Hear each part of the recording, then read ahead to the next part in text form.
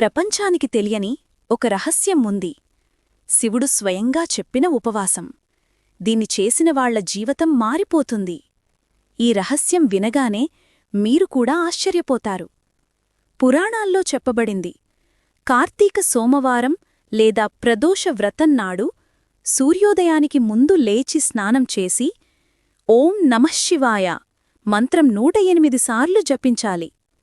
ఉపవాసమంతా మనస్సు శాంతిగా ఉంచి అహంకారం, కోపం, అసూయాలాంటివి దూరంగా ఉంచాలి.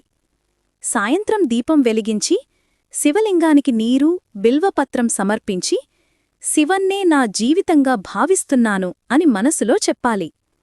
ఇలా 3 సోమవారాలు చేసినవాళ్లకు అనుకోని ఆర్థిక లాభాలు, మానసిక శాంతి మరియు దైవకటాక్షం లభిస్తాయి. ఇది శివుడు చెప్పిన రహస్య ఉపవాసం.